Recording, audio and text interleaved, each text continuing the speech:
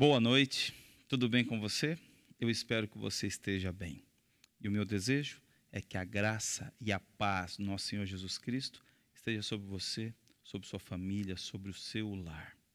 Essa música me inspira muito.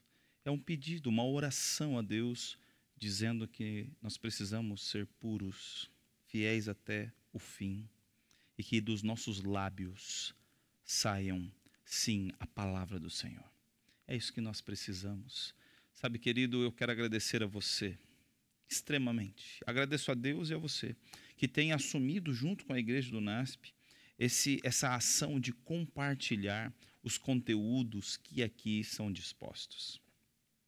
Eu agradeço muito e fico feliz de poder dividir esse momento, essa responsabilidade com você, preparando bons conteúdos e você, meu querido amigo e amiga, se alimentando e compartilhando desses conteúdos também. Muito obrigado. Meu desejo é que Deus te dê muita saúde, para que você possa viver cada vez mais para compartilhar da mensagem do Evangelho. Hoje, quero trazer um tema que acredito ser muito relevante para os nossos dias. O tema de hoje é sobre as 7 igrejas do Apocalipse. Nós vamos conversar um pouquinho sobre esse tema. Eu acredito que você goste de conversar um pouco, de estudar sobre o livro do Apocalipse. Por isso, hoje, nós vamos estudar sobre essas 7 igrejas que estão relatadas no livro de Apocalipse. Para começar, convido você a fechar os olhos, vamos orar ao Senhor.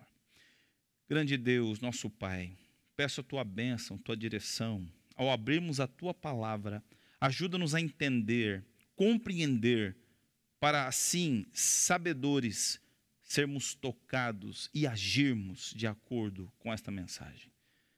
Ilumina cada um, abençoa cada amigo que agora assiste, Senhor, que está agora conectado, e daqueles que irão assistir depois, abençoa grandemente, alcança essas vidas e abençoa a mente desses amigos para que na sua memória surjam, Senhor, as pessoas indicadas pelo Teu Santo Espírito, para que eles possam compartilhar esse conteúdo com esses que talvez, se não fosse por esse compartilhamento desses Teus filhinhos, nunca chegaria esse conteúdo à tela do celular ou da TV ou do computador. Grande Deus, em nome de Jesus, usa essa ferramenta que o Senhor permitiu os homens desenvolverem, que é a internet, para que esses conteúdos cheguem às pessoas que são necessitadas e precisam ouvir. Em nome do Senhor Jesus, eu lhe imploro. Amém. Muito bem, o tema então de hoje é as 7 igrejas do Apocalipse. Vamos para alguns dados gerais sobre esse tema, tá bem? Vamos lá. Primeiro eu vou convidar você a abrir sua Bíblia lá em Apocalipse, capítulo 1, verso 1, e acompanhar comigo para quem é essa mensagem. Então vamos lá, vai dizer assim, Apocalipse, capítulo 1, verso 1. Revelação de Jesus Cristo que Deus lhe deu para mostrar aos servos o que em breve há de acontecer. Ele enviou o seu anjo para torná-la conhecida ao seu servo João. Muito bem, então aqui nós temos as pessoas envolvidas nessa mensagem. Começamos com Deus, que deu a mensagem a Jesus Cristo. Jesus passa a mensagem ao anjo então é falado a João, e João traz essa mensagem à igreja, aos servos do Senhor Deus. Você percebe que a mensagem vem de Deus para a sua igreja. Então essa mensagem é para quem, pastor? Essa mensagem é para todos nós. É interesse de Deus que essa mensagem chegue em você, em mim, em todos. Isso é importante. Muito bem. Essas 7 igrejas que estão ali concentradas na Ásia, eu fiz questão de trazer esse mapa para você ver que existiam outros lugares, outras igrejas onde podemos encontrar aqui, esses pontinhos todos que você está vendo são igrejas. Mas Deus escolheu separar 7 igrejas da Ásia, que estão localizadas até próxima uma da outra. Comparado com essa distância toda que vemos aqui. Elas são próximas, são encontradas próximas. E é interessante aqui, eu chamo a sua atenção para a disposição dessas igrejas. Trazendo um pouquinho mais para perto, nós podemos encontrar aqui a ilha de Patmos, onde João estava, e percebemos que essas igrejas estão quase aí de frente com onde João se encontrava, preso na ilha de Patmos. Então nós temos as igrejas, as 7 igrejas colocadas nessa ordem. Eu me atrevi a trazer essa ilustração.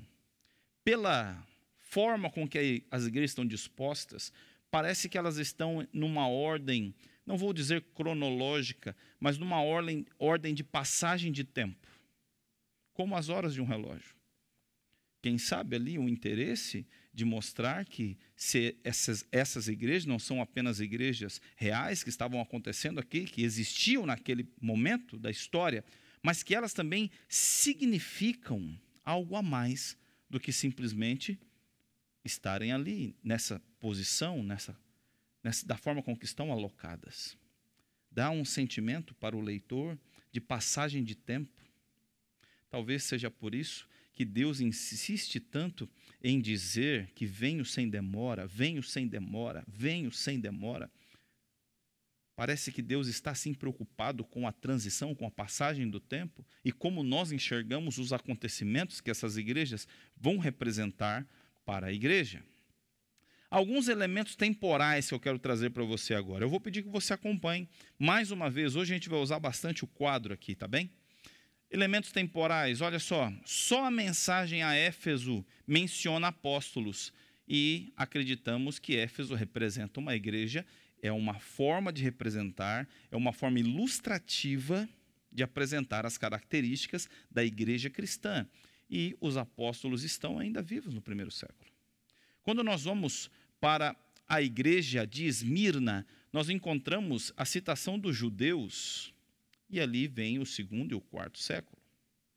O terceiro ponto, que também quero compartilhar com você, é quando vai citar o trono de Satanás em Pérgamo. E é interessante que fecha com o mesmo período em que Constantino faz o decreto dominical. Quando nós vamos para um quarto ponto a ser analisado, nós encontramos Tiatira, que tolera Jezabel. Isso se encontra no capítulo 2, verso 2 de Apocalipse. A meretriz que atua na Idade Média, quem sabe uma comparação com a mulher, a prostituta do capítulo 17, que tem domínio sobre toda a religião daquele período. Bom, se continuarmos, vamos perceber que o 5º ponto vai trazer Jezabel tem seus filhos em Tiatira, e a meretriz tem filhos em Apocalipse, capítulo 17, verso 6, as ramificações dessa grande igreja que imperou no período da Idade Média e trouxe ali mesmo com sua queda, como Daniel já havia mencionado. Nós encontramos assim as filhas dela, que são aqueles movimentos religiosos que continuaram com as mesmas práticas da mãe. E esse é um assunto que nós vamos adentrar em outro dia, numa outra oportunidade. Aqui também, um 6º ponto vai dizer que as vestes brancas para Sardes, vestes para os mártires, período da grande perseguição da Era da Reforma, período de Lutero em que ele viveu. Nós encontramos também, um 7º ponto vai dizer que uma porta está aberta para Filadélfia, a igreja de Filadélfia, onde nós temos os movimentos missionários dos séculos 18 e 19. E um 8º ponto vai falar que Laodiceia, que quer dizer povo do juízo, inclusive nós tivemos há pouco uma semana de oração com o pastor Michelson Borges, com esse tema, Laodiceia, o povo do juízo. Se você ainda não assistiu, aproveite depois, quando terminar, vai lá e acompanhe essa série, foi muito boa mesmo, recomendo fortemente. E nós encontramos esse juízo investigativo tendo início em 1844. Você se lembra? 22 de outubro de 1844, data marcada pelo grande desapontamento, por uma má interpretação. Deus já tinha dito que não era para se preocupar com as datas, mas ainda ali Guilherme Miller e outros se preocuparam em marcar uma data, se decepcionaram pela data, mas ali aconteceu algo, um evento ocorreu, e nós temos que, profeticamente, o período do juízo investigativo tem seu início com a entrada de Jesus, com a intenção desse movimento, a intenção dessa ação de julgar, do juízo, de investigar, tem seu início em 1844. E, por último, a mensagem de Laodiceia é paralela às palavras de Cristo no contexto do Armagedon. Então, são pontos interessantes que vêm nos trazendo a ideia de que essas igrejas existiam, sim, eram igrejas locais, reais, existiam no mesmo período, mas elas também representam as fases da igreja cristã no seu desenvolvimento. Quero trazer mais um ponto para você. O desenvolvimento da igreja cristã. E eu começo lá por Éfeso. Éfeso representa, então, para o desenvolvimento da igreja cristã, o período de 31 a 100 depois de Cristo. Nós temos Esmirna, que representa a igreja no período de 100 a 313. Nós temos Pérgamo, de 313 a 538. Tiatira, de 538 a 517. Sardes, de 1517 a 1798. Nós temos Filadélfia, de 1798 a 1844, e Laodiceia, de 1844 até os nossos dias. Bom, aqui no slide você consegue perceber também o significado de cada nome, o significado de cada nome dessas igrejas. Ok? E eu sei que isso é importante para você, então por isso que eu deixei aí. Se você quiser copiar, pode ficar à vontade. Mas a ênfase que eu quero dar a você é na passagem de tempo. Você percebe que é algo cronológico, no sentido de ir passando, estar desenvolvendo suas características na história. Essas igrejas, então, não representam apenas as igrejas da Ásia, mas também a igreja cristã e o seu desenvolvimento na história. Então, eu quero repetir isso para que fique mesmo guardado aí na sua mente. Eu quero chamar sua atenção agora para alguns paralelos que existem também entre essas igrejas. As 7 igrejas e a menorá, que são os candeeiros descritos aqui, eles estão em paralelo nessa visão. Eu quero mostrar isso para você. Você pode acompanhar comigo? Vou te chamar de novo para vir aqui ao quadro. Acompanhe comigo. A ordem das cartas refletem a posição das lâmpadas em um candeeiro. Por exemplo, a primeira e a última igreja, que são Éfeso e Laodiceia, estão em paralelo. Ambas enfrentam problemas de perda de amor e legalismo. Quando nós vamos para a segunda e a sexta, que são Esmirna e Filadélfia, são exortadas à fidelidade. Não tem reprovação para elas. E ambas se opõem aos que se chamam a si mesmos judeus. E não são. Interessante esse paralelo. Não sei se você já tinha percebido isso. A terceira e a quinta, que seriam Pérgamo e Sardes, estão em apostasia e pouco de bom se fala delas. Então nós encontramos esse paralelo entre as duas, aqui ao fundo, com a imagem da menorá, o candelabro. E ao meio, você tem a quarta, Tiatira. Então, ela está no centro do candeeiro, ela é diferente e isolada, ela está dividida e sua mensagem é a mais longa de todas as que nós temos dessas igrejas. Isso é interessante, é importante. E eu quero trazer agora para vocês, aqui nós vamos acompanhar essas imagens das características, as características gerais de cada igreja e a reprovação que elas recebem de Deus, para construir esse pensamento que eu quero trazer com vocês hoje. E eu quero começar por Éfeso. Você consegue me acompanhar aqui? Éfeso, de 31 a 100, as características. E vai dizer assim, olha, e isso está em Apocalipse, capítulo 2, de 2 a 4. Sei que você não pode tolerar homens maus, que pôs à prova os que se dizem ser apóstolos, mas não são, e descobriu que eles eram impostores. Deus tem uma reprovação para essa igreja, para essa fase dessa igreja, para a construção dessa igreja. Ele vai dizer, tenho contra você, porém, isto, você abandonou o primeiro amor. O que seria esse primeiro amor que foi abandonado? Quando vamos para a história cristã, nós encontramos no livro de Atos, principalmente, como eram as disposições dos discípulos e do povo. Você consegue encontrar ali uma igreja que estava pronta a se doar pelo próximo. Uma igreja, e essa ideia de igreja eu quero fragmentar isso, trazendo que as pessoas daquele período que aceitaram a Jesus Cristo, eles tinham um coração mais aberto para ajudar, um coração menos egoísta aparentemente. Por quê? Porque nesse momento o Espírito Santo estava sobre esse movimento, sobre esta igreja. Com o desenvolvimento e o crescimento da fé, e o crescimento dessa doutrina, muitos começaram a ter mais atenção e buscar o conhecimento do que a prática dele. E assim, querido amigo, querida amiga, começam a abandonar o primeiro amor. E isso traz consequências. E a consequência é expressa na próxima igreja, que nós vamos ver agora. Acompanhe comigo aqui no telão. A próxima igreja é a igreja de Esmirna. Esse relato se encontra em Apocalipse 2, verso 9. E a característica dessa igreja é: Deus vai dizer, conheço as suas aflições e a sua pobreza, mas você é rico. Conheço a blasfêmia dos que se dizem judeus, mas não são, sendo antes sinagoga de Satanás. O interessante é que essa igreja, ela não tem nenhuma reprovação. Aqui nós encontramos um movimento que cresceu muito e a partir da perseguição causada por Roma, ela se dispersa um pouco e continua crescendo, mas se vê pobre, se vê sem forças. E Deus diz, olha, eu sei o que você está passando. Eu compreendo o que você está passando. Parece que Deus está alimentando com um reforço positivo essa igreja. Ação essa que deveríamos usar mais em nossas igrejas, com os nossos amigos e com a nossa família. Mas nós vemos ali Deus dizendo, olha, eu sei o que vocês estão passando, eu sei o que vocês estão passando pela doutrina que vocês têm pregado, eu sei. Então nós temos um Deus preocupado, um Deus que está olhando, mas ao mesmo tempo, nós temos aqui uma grande preocupação em levar a doutrina, ao invés de praticar essa doutrina.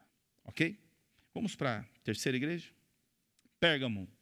Algumas características. Sei que você vive onde está o trono de Satanás. Contudo, você permanece fiel ao meu nome e não renunciou à sua fé em mim. A sua fé em mim, nem mesmo quando Antipas, minha fiel testemunha, foi morto nessa cidade, onde Satanás habita. E a reprovação dessa cidade é interessante. Vai dizer assim, no entanto, tenho contra você algumas coisas. Você tem aí pessoas que se apegaram aos ensinos de Balaão, que ensinou Balaque a armar ciladas contra os israelitas, induzindo-os a comer alimentos sacrificados aos ídolos e a praticar a imoralidade sexual. De igual modo, você tem também os que se apegam aos ensinos dos nicolaítas. Bom, aqui é uma parte interessante. Você percebeu que lá em Éfeso, você tem que a reprovação de Deus é vocês deixaram o primeiro amor. Mas mesmo assim, vocês continuam fiéis à doutrina. Na segunda igreja, Deus vai dizer, olha, você está se achando pobre, mas você não é, você é rico. E eu estou vendo que você suporta, você avança. Ou melhor, você não suporta aqueles que se dizem judeus e não são. E eu gosto desses detalhes, porque no primeiro vai dizer aqueles que se dizem apóstolos e não são. E agora a segunda igreja vai falar dos que se dizem judeus e não são. Judeus na firmeza com a doutrina, defensores da doutrina. E agora já vai começar a dizer que um grupo entra na igreja. Um grupo agora que ensina a doutrina de Balaão. Se você não lembra, volte lá em Números capítulo 23 e você vai se lembrar de tudo que Balaão propôs a Balaque a fazer para tentar enfraquecer o poder de Deus. Pena que ele não entendia, ou não sei se ele não compreendia, que ele não poderia enfraquecer o poder de Deus, mas ele acaba enfraquecendo, sim, a fé do povo de Deus. Tudo isso quando foi permitido que a doutrina de Balaão, que traz idolatria e imoralidade, entrou na vida dessa igreja. Foram tolerados, foram aceitos esse tipo de ensinos. Continue comigo. Tiatira. Tiatira tem algumas características. Vai dizer assim, olha, conheço as suas obras, seu amor, a sua fé, o seu serviço e a sua perseverança. E sei que você está fazendo mais agora do que no princípio. É interessante aqui que a maneira com que Deus aborda esta igreja, ele vai dizer que esta igreja faz mais do que fez no princípio, faz mais nesse período do que fez lá na igreja no período que representa Éfeso. A questão do amor, a questão do doar-se, a questão de se tornar diferente para poder ser aquilo que aprendeu. Mas eu quero trazer também a reprovação que Deus faz a esta igreja. E eu vou convidar você a acompanhar comigo. Como eu disse nos slides anteriores, é a igreja com maior reprovação. E eu vou começar aqui no verso 20, você pode me acompanhar? Vai dizer assim: no entanto, contra você tenho isso. Você tolera Jezabel, aquela mulher que se diz profetiza. Com os seus ensinos, ela induz os servos de Deus à imoralidade sexual e a comerem alimentos sacrificados aos ídolos. Dê-lhes tempo para que se arrependessem de sua imoralidade, mas ela não quer se arrepender. Por isso vou fazê-la adoecer e trarei grande sofrimento aos que cometem adultério com ela, a não ser que se arrependam das suas obras, as obras que ela pratica. Vai continuar dizendo: matarei os filhos dela, então todas as igrejas saberão que eu sou aquele que sonda mentes e corações, e retribuirei a cada um de vocês de acordo com as suas obras. Sabe, aqui nós encontramos mais uma diferença das igrejas anteriores. A igreja anterior tolerava. A igreja anterior recebia os ensinos, aceitava esses ensinos. Mas aqui nós encontramos Sardes tolerando esses ensinos. Tolerando. Permitindo que eles entrem na família e na igreja. Jezabel, esposa de Acabe, é uma referência a ela. E nós sabemos que no período de Acabe, esta mulher trouxe grande mal sobre Israel, trazendo a idolatria, a adoração a Baal, trazendo sim a imoralidade sexual, a infidelidade do povo. Jezabel representa isso, imoralidade sexual e idolatria. Sabe, amigo e amiga, no livro de Isaías vai nos dizer que nós nos tornamos semelhantes àquilo que contemplamos, que adoramos. A partir do momento que se permite na igreja esse tipo de conteúdo imoral e um conteúdo, sim, idólatra, nós vamos acabar nos tornando aquilo que assistimos. Teremos assim, então, uma igreja enfraquecida, porque o poder de Deus não estará sobre esse povo. O Espírito Santo não estará sobre aqueles que escolhem esse estilo de vida imoral e idólatra. Mas, pastor, hoje nós não temos mais imagens na igreja, mas nós temos trazido os nossos próprios deuses para dentro da nossa casa. Porque a adoração não é simplesmente o dobrar um joelho. A adoração é ouvir o que se tem a dizer. A adoração é acreditar no que as pessoas dizem acima do que o que Deus disse. Isso é adoração, isso é idolatria. Idolatria é colocar a criatura acima do Criador. Quem você tem ouvido, meu amigo? Talvez você não dobre os seus joelhos diante de uma estátua, mas passa horas e horas assistindo conteúdos que ditam seu estilo de vida, seu casamento, seu relacionamento com o outro, seu trabalho. Isso também é uma forma de idolatria. Quando nós gastamos mais com as coisas, quaisquer coisas, do que com as coisas de Deus.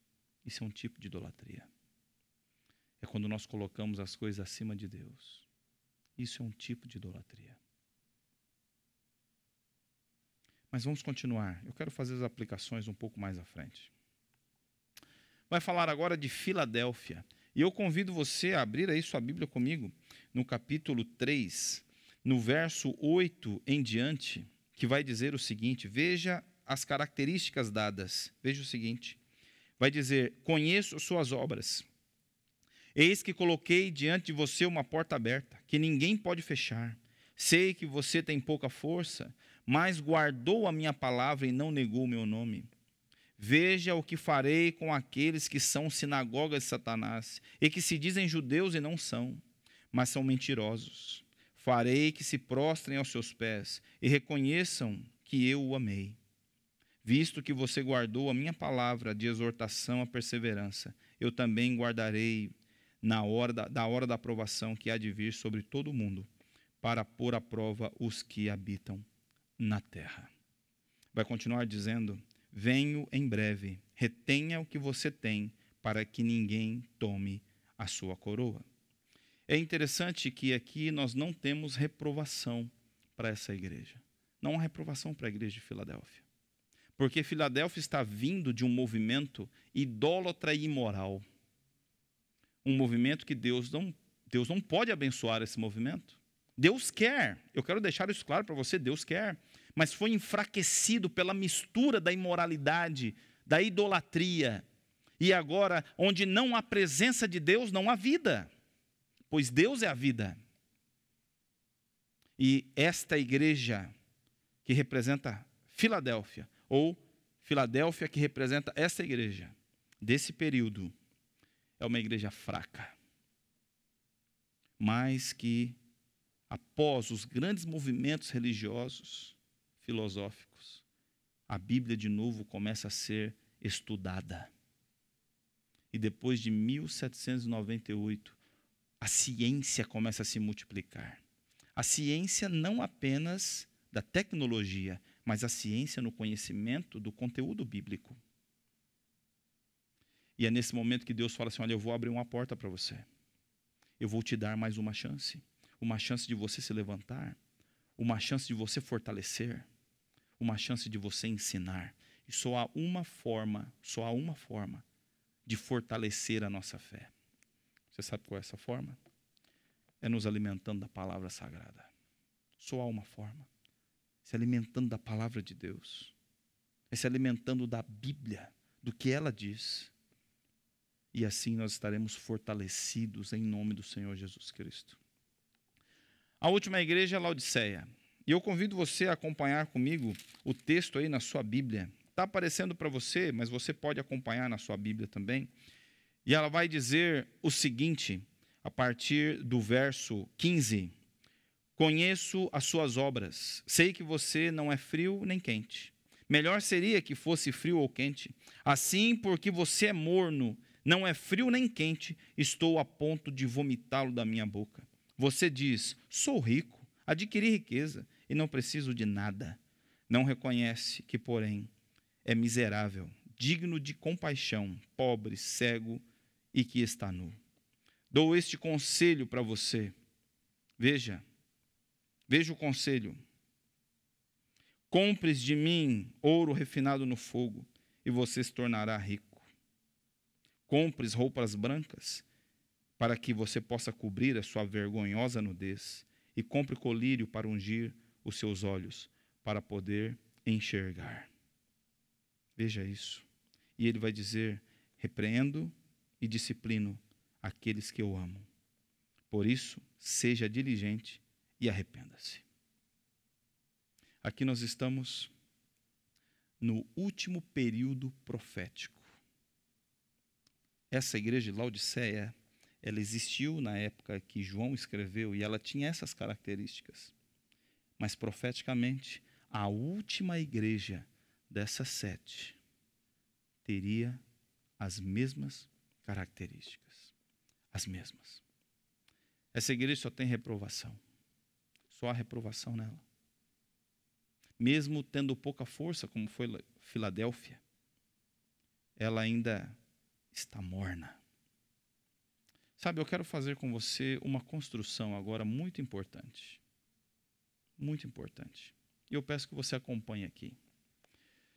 Sabe, a igreja esse desenvolvimento que a igreja foi, essas características, elas são construídas de maneira progressiva. Às vezes nós estudamos as igrejas de maneiras separadas. Nós estudamos apenas Éfeso, apenas Esmirna, apenas Pérgamo, apenas Tiatira. Quando, na verdade, essas igrejas, por estarem em uma ordem cronológica, elas são desenvolvimentos a partir da ação, das reações que essa igreja tem do que ela estuda da palavra de Deus. Então vamos fazer aqui vamos pegar um ponto bem rápido aqui.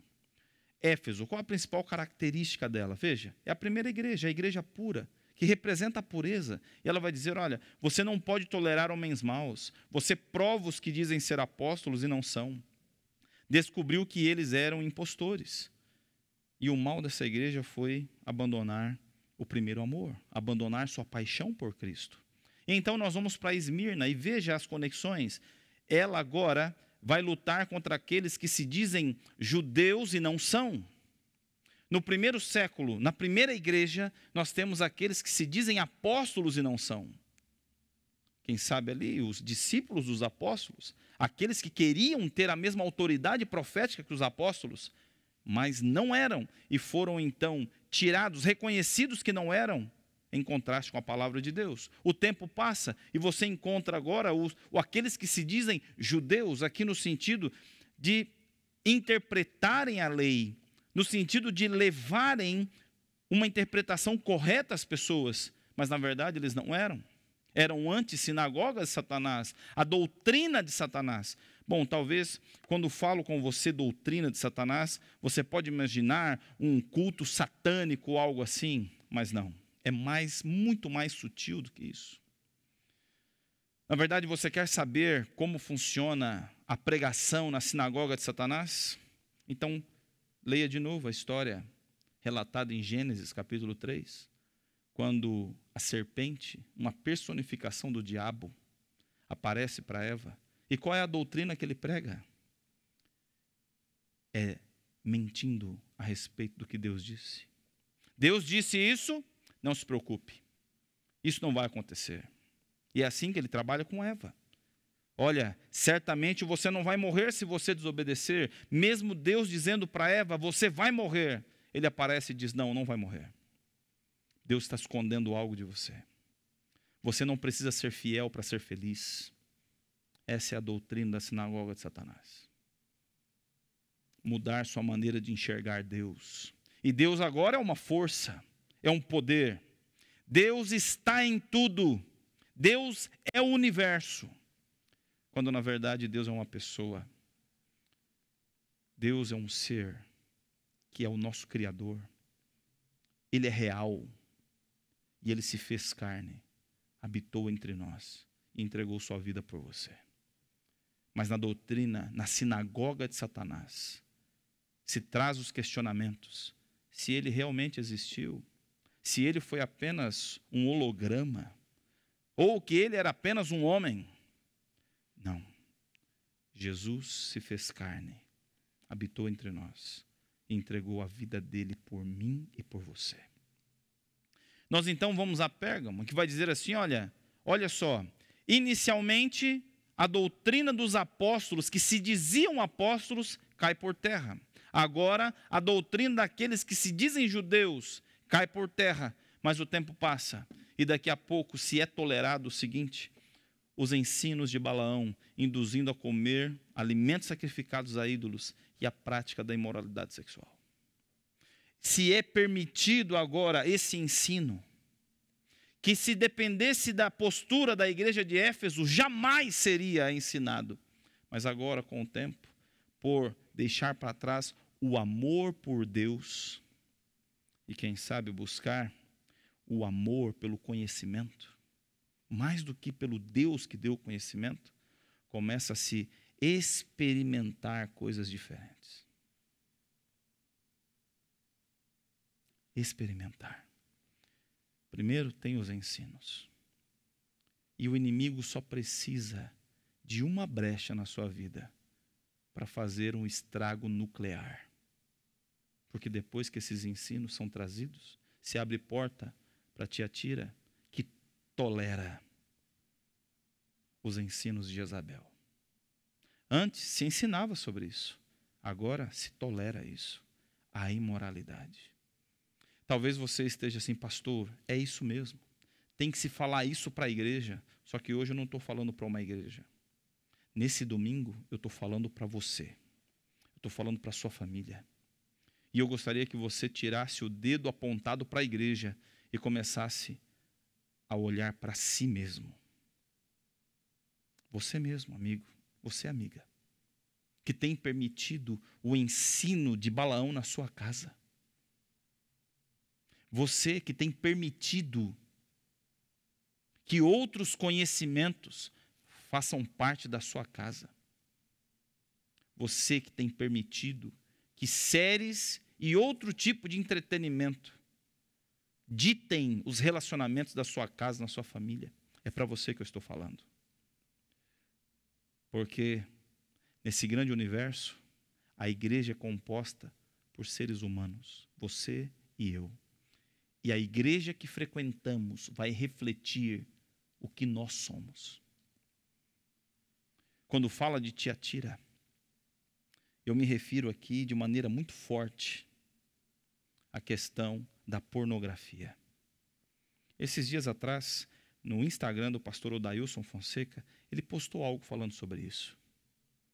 Que os acessos a sites imorais aumentou em mais de 30%. Meu amigo, minha amiga, se você faz parte desse número, eu te aconselho, apaga isso da sua vida. Se você está em grupos que promovem esse tipo de conteúdo, sai desse grupo, apaga esse grupo do seu telefone. Apaga e sai fora disso, porque isso vai te levar à ruína, isso vai te levar à morte. Isso vai enfraquecer sua vida com Deus, seu relacionamento com Deus, seu relacionamento com o cônjuge, seu relacionamento com os filhos. Talvez você não esteja percebendo que o diabo está colocando isso diante de você para envergonhá-lo no momento certo. No momento certo, ele mesmo, que te instiga a olhar isso escondido, vai tornar isso público. A minha mãe tem um ditado que diz que o diabo ajuda a fazer, mas não ajuda a esconder. E essa é uma verdade muito grande. Essa é uma verdade muito grande.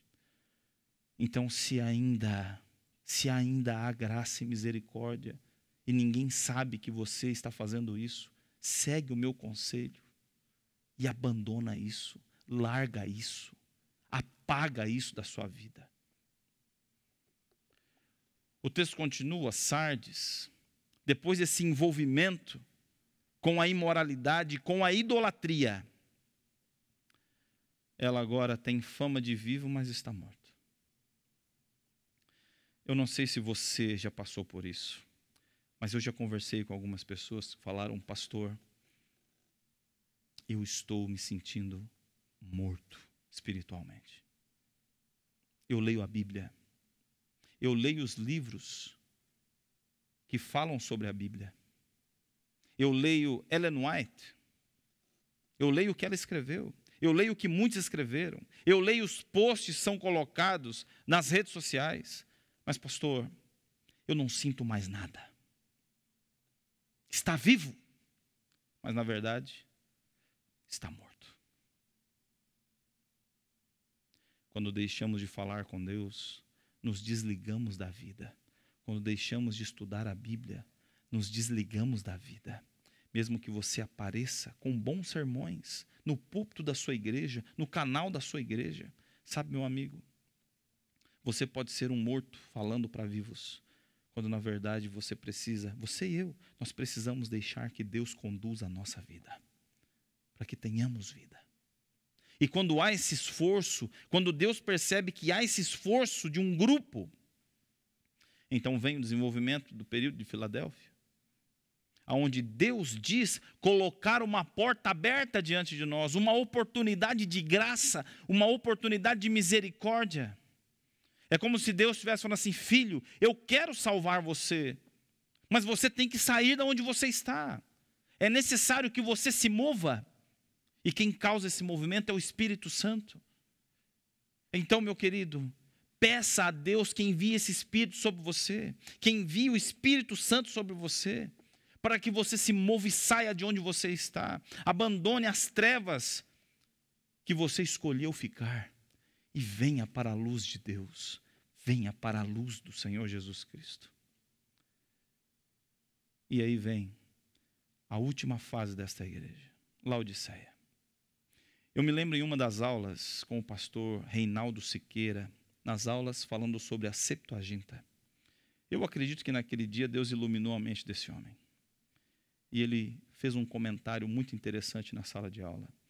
Ele falou assim: alunos, não há outra igreja depois de Laodiceia. Não há. A última igreja é Laodiceia. E nós olhamos e o que isso tem a ver com a nossa aula? E ele disse, no final, todos nós poderemos estar mornos. Não haverá ninguém quente. Estaremos mornos.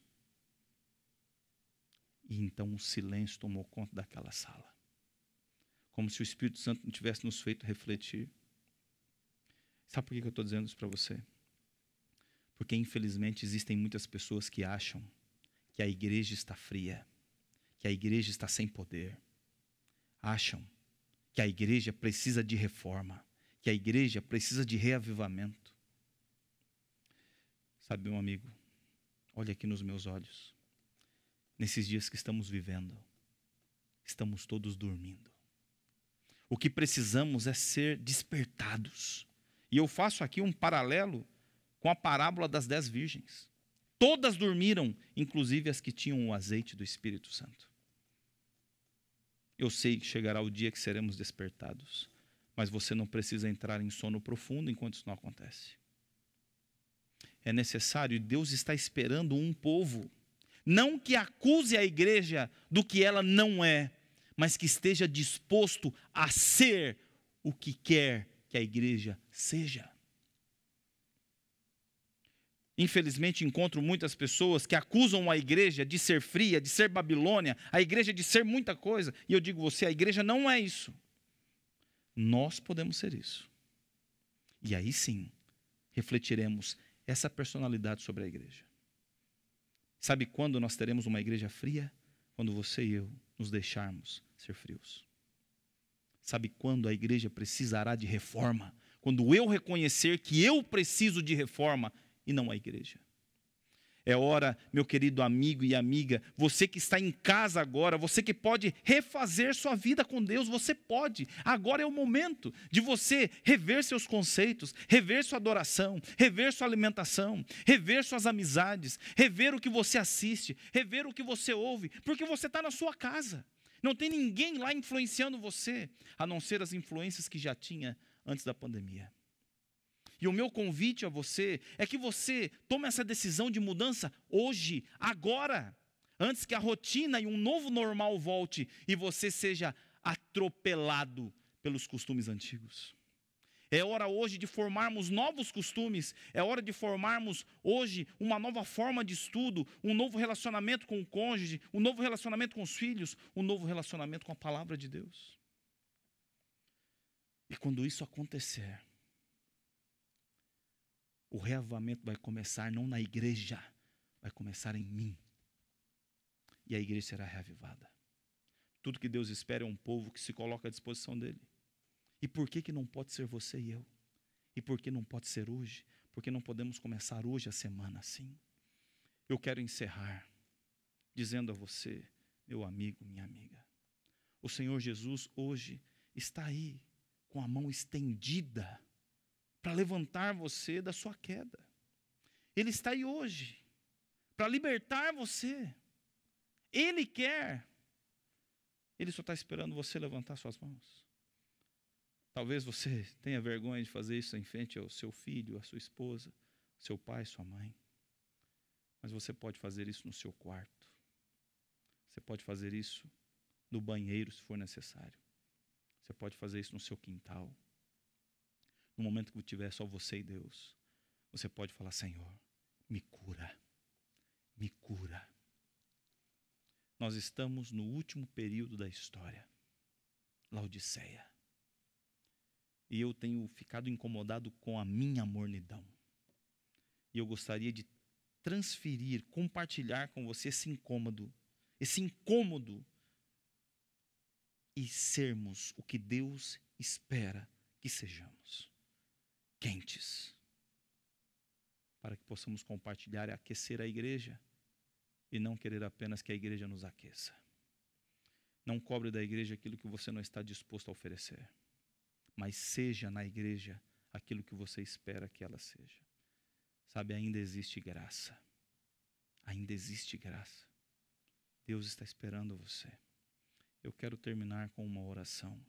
E logo após teremos uma música linda, da qual eu gostaria que você continuasse assistindo. E enquanto assiste, ouvisse a voz de Deus falando com você.